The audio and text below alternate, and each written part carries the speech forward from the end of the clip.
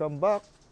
So this time I'm gonna share with you the Mercedes-Benz 190e Cosworth 2.3. Yan.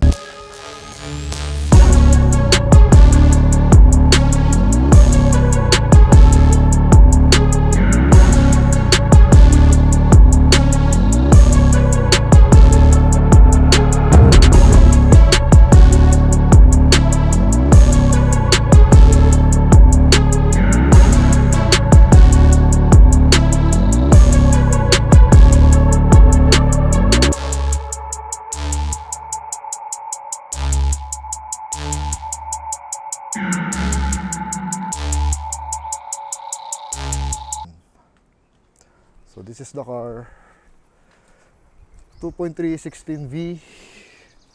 Yan. So this is actually the car of my boss. So small world. So kasi nakikita niya from time to time, gumagawa tayo ng mga lumang Benz here, mga 80s, 90s. Yan. Because I do own a couple of 80s Benz. Meron akong 190e, 124, and a 126, just like this one. This one is not mine. So this is my friend's car also.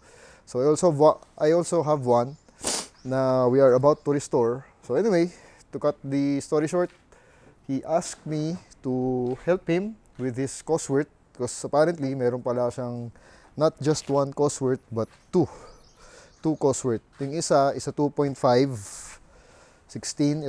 This is the 2.3. So mas mataas yun.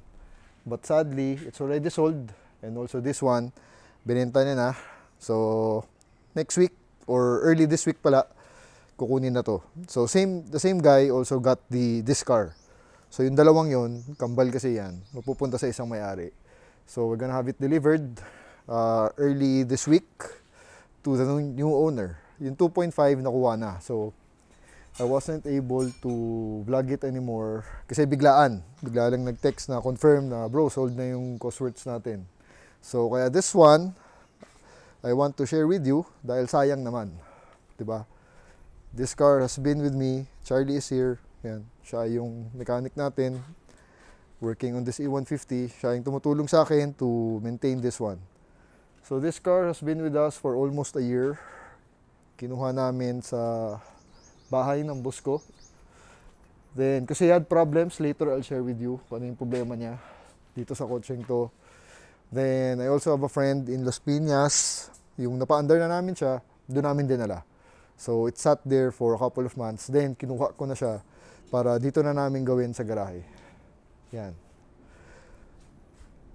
So, doon muna tayo sa exterior ng car. I'm loving the color. It's color gray. So, trip na trip ko yung kulay niya. Bagay na bagay sa 190e na to. This model is, I believe, late 80s.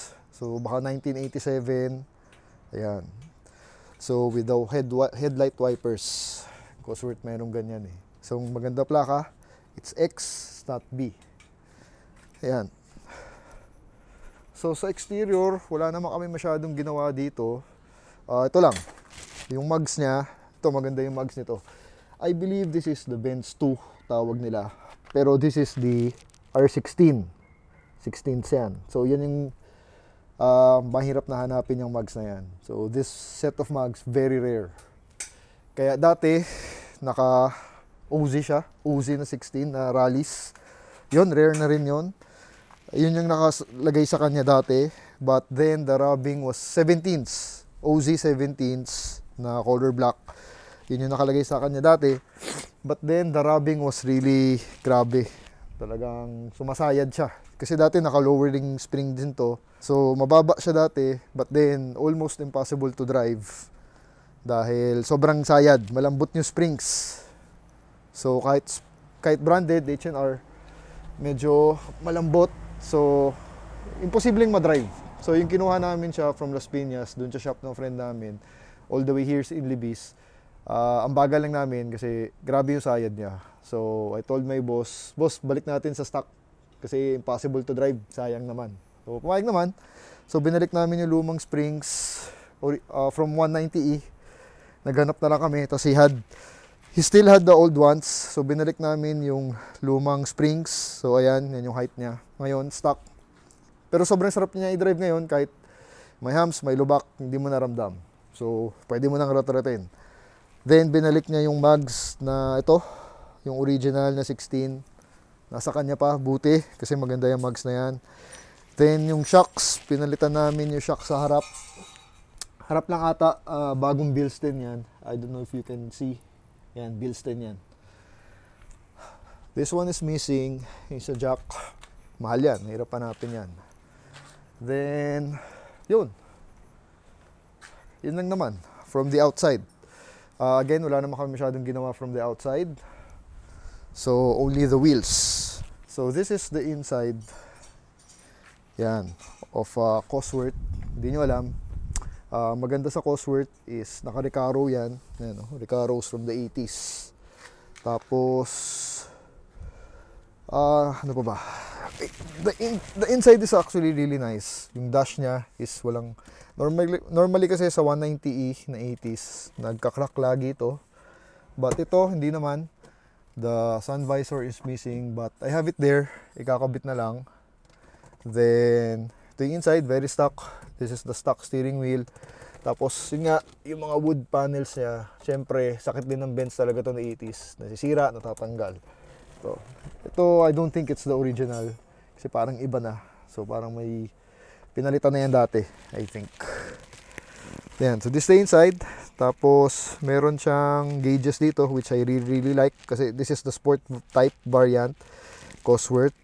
So, meron pa siyang dito, sports timer clock. So, when you're in a truck, pwede mong gamitin yan. But I don't think this one is working. No? Tapos, very simple. In the inside, that's the gauge. Later, I'll explain to you kung ano pa yung mga ginawa namin dito sa loob. So, from the rear, Recaros din yan. Dalawa, sport bucket type. So, you can see bucket type yan. Top, yan. Here, better look from the inside. Ito rin yung sira niya dito. Sakit din na 190e yan. Kumakalas. Here is the inside. Ito, nagpe-fade na yung likod. From exposure ng sun, probably. Then this one, ayan, sira na yung dito. So, kailangan ng palitan. I don't think kaya pa ng upholstery yan, no? So, yun sa may mga plano ko pa. Kung hindi pa niya nabenta, yung mga sidings, I can get naman, we can import from Germany. We have a contact. So, yun na sana. Pero, hindi na. Dahil, this car is already sold. Yan. So, this is the engine. Maganda sa mga Benz na 80s, yung grill nila kasama sa hood. So, pag binubuksan, very iconic. Yan, oh. Yan.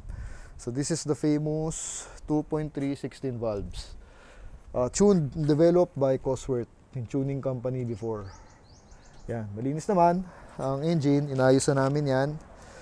So, basically what happened here, when my boss told me that he had problems with this Cosworth, sobrang palyado nito. Ang advice sa kanya actually, ng mga pinagtanungan niya na, yung mga pinaggagawa niya shops before, is overhaul na raw yan. So I told him, check muna namin. Mahirap naman mag-jump sa conclusion agad nang hindi pa nakikita. So baka naman mamaya, tuning lang yan, palit-palit pesa para tumino. Just like with this car actually, yun din na sinabi sa kanya. Pero ito, matino na yan. So anyway, back here, double overhead cam, 16 valves. Kumbaga ito yung SIR nung panahon. No. Masarap siya i-drive, malakas. So ang ginawa na namin dito, unang-una yung spark plugs. Pinalitan namin kasi yung nakalagay sa kanya noon was the wrong set of spark plugs. So kaya palyado. So yung in-start namin siya, nag-start naman yan. But before, sobrang palyado ng makina. So yung pinalitan namin spark plugs, ang laki ng ginanda, tumino. So, from there, yun na, nagpalit na rin kami ng injectors dito, brand new, para maganda yung spray. Mura lang naman yung mga yan. So, basically, yun lang. Tapos, the gaskets, dahil may mga leak dito, yung gasket sa valve cover. Ito, nilinis din ito. Pinalitan to nung shop ng kaibigan namin, hindi na namin, dahil sira na yung hydrovac niya. So, this one is repaired, tapos pininturahan, tapos ito pinalitan namin ng surplus kasi sobrang dumi na. Yan. So, naka-ABS yan. Ang Cosworth. So, ano pa ba ginawa namin dito sa engine? basically yun lang. Tapos tuning. Tapos ito pala, nag-spray din siya yung fuel line niya, tumatalsik na. So inayos namin yung fittings dito. Kaya pala palyado siya pag in-start mo. Tapos makikita mo yung langis, yung oil, yung gas lumalabas. So delikado yun. It might cause a fire. So ito, inayos namin yung clamps, dalawa dito here.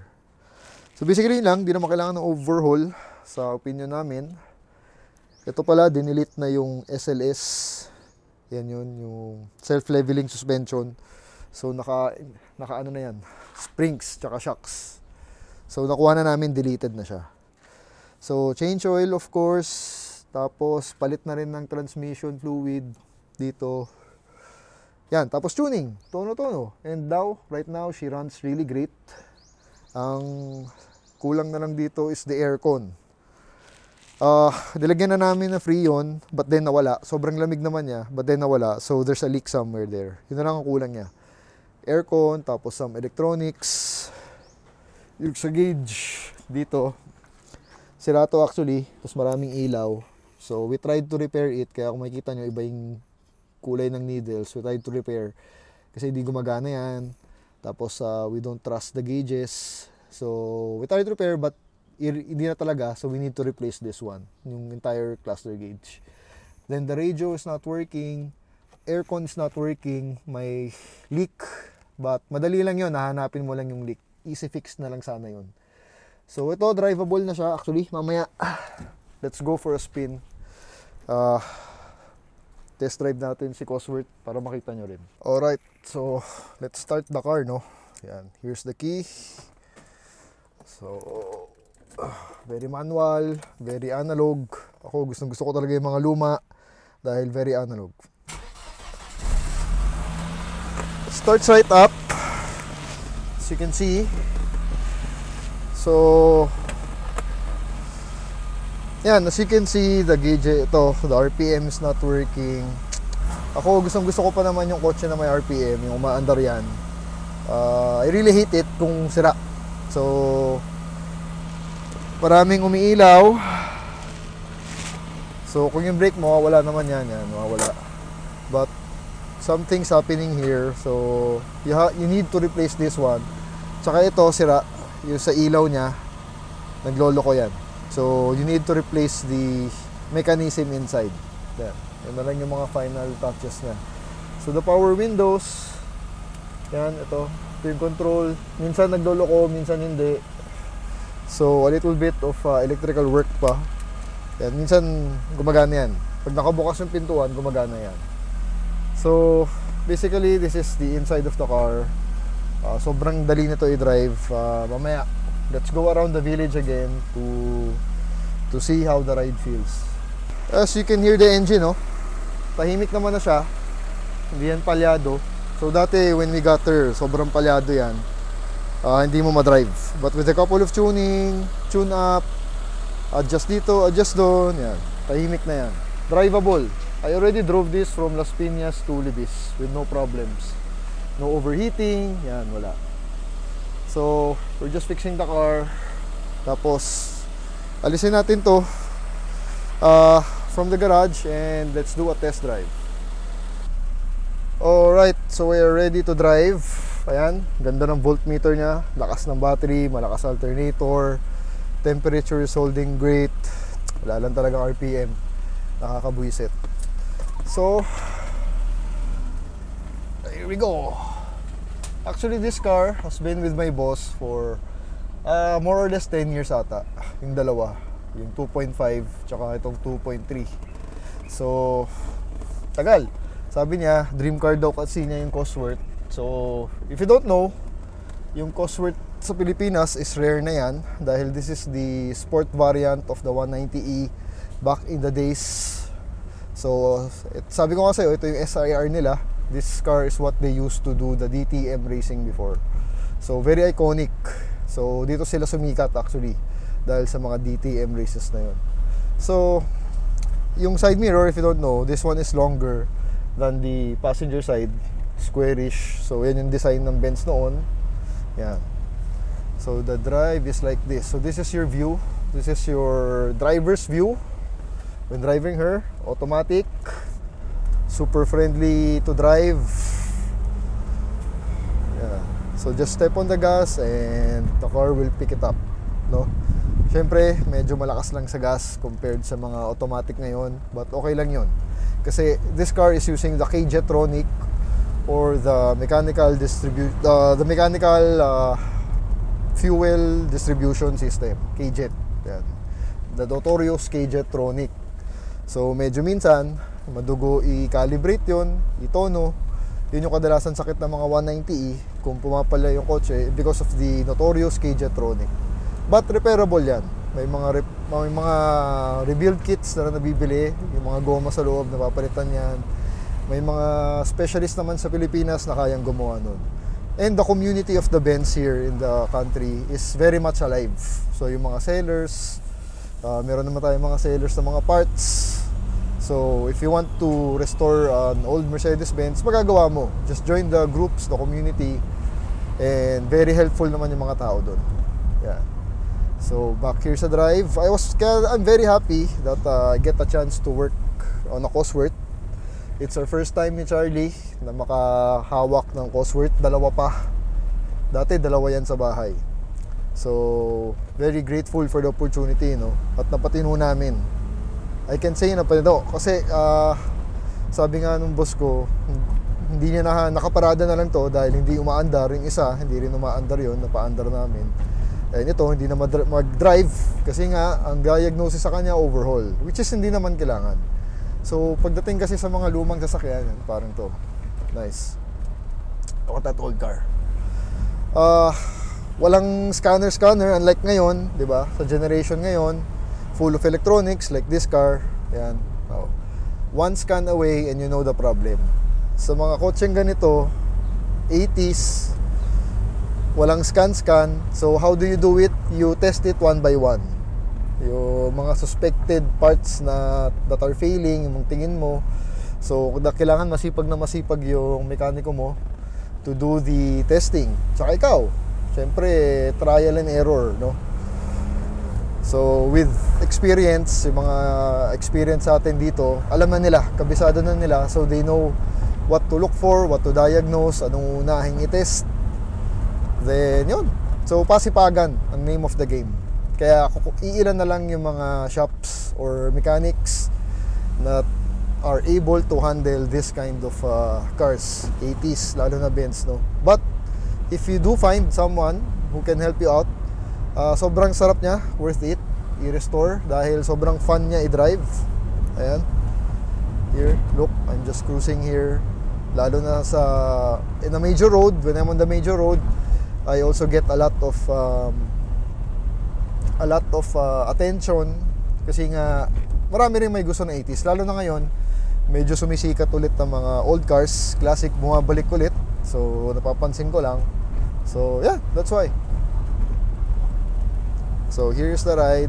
Dati hindi mo ma-drive to, but ngayon humps, no problem.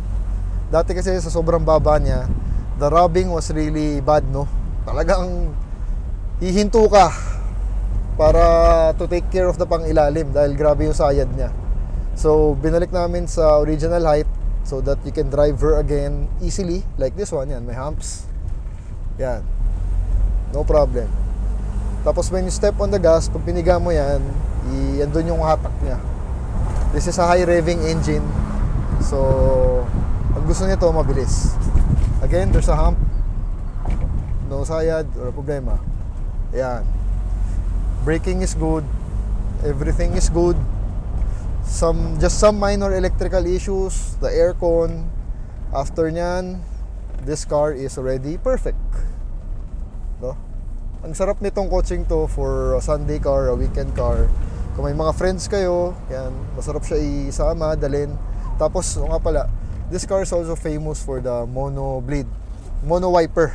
Yan, itong Benz. Pinasikat nila yan. During that time, revolutionary yung mono blade na yan. Just one wiper to cover the entire thing. Yung windshield, yan. Share ko lang. Yun din na kasi yung gusto ko sa Benz, yung mono wiper na yan. Gusto ko yan. So then seeing the hood star right in front of you is so relaxing.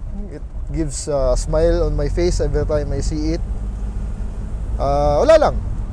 Ang ganda lang tingnan pag nasa hood. So parang sabi nila, the star is guiding you. So on your journey, yan. So yeah, feels good. Steering is great, responsive, very good turning radius ang 190e. Since compact siya, it's a small car, very easy to maneuver, no. Ako, I really don't like SUVs. I don't like diesel cars. What I enjoy is sedans. So this is a sedan. I'm enjoying it. Super. Tapos gas engine pa. Tapos sport. And I don't know if you guys can see the spoiler sa likod. Ako, I really like the kotse na may mga spoiler, no. Parang sporty ba? Sporty na mga sedan. Yan ang mga gustong-gusto kong sasakyan. Yan. So I'm sitting on the Recaros back in the 80s. Comfortable naman. So the seats are hugging me a bit. May cushion siya, may padding siya na ganyan kasi nga when you do the racing or you're on track, para sasaluhin ka nila when you're doing the cornering, no. Yan. So this car is sorted out already. Again, just a minor details, yung aircon, madali na yan. Cluster, makabili lang ako ng cluster from Germany. Yung ito, yung mga yan, yung sidings, yung door cards, makakabili ka naman yan. Kung malagay mo sila ulit, salpak, this car is ready to go. So I'm actually sad to let it go. Kukunin na ng bagong may-ari early next week. Pero ganun talaga. Ganun talaga buhay. Move on. So anyway, I have other project cars. Benz din naman. So pag matapos na, of course, I'll share it with you guys. Para makita nyo rin. So, a final look of the car. Right. Ayan, no? The color is really nice gray. So, lalo na kung naarawan siya, super nice. Tapos from afar, iba talaga ang dating ng 80s eh. What I like about it is the kanto-kanto, square, no? Look at the lines. Ayan, no? Squarish. Tapos you have the Cosworth body kits. Medyo flared out. Ito, medyo naka-wide na siya. So, poging-pogi, no? Ako, poging-pogi talaga ako sa 190e. I also have one. So, may ginagawa kami doon, so we'll share it with you pag tapos na. So anyway, this is the car, and this is my experience with her for almost a year of fixing her. Walang sawang pag-ayos. So if you want to own an 80s car, dapat you have to be very, very patient, no? Tsaka dapat maluwag bulsa mo. Syempre, laging may nasisira. It's a 40-year-old car, so don't expect it to be perfect. There's always something breaking, and you have to be prepared for it. Pero pag nagawa mo naman, kaya nga project eh. Pero pag nagawa mo naman, pag napatino mo, super worth it, no? So, that's it. I'm very happy to share with you this 190e Cosworth, late 1980s. Until our next project. Rack it up, I gotta build up the bank to make me a safe house. Shake it up, she got her hands on her knees and she bringing the cake out. Smoke it up, I got some gas.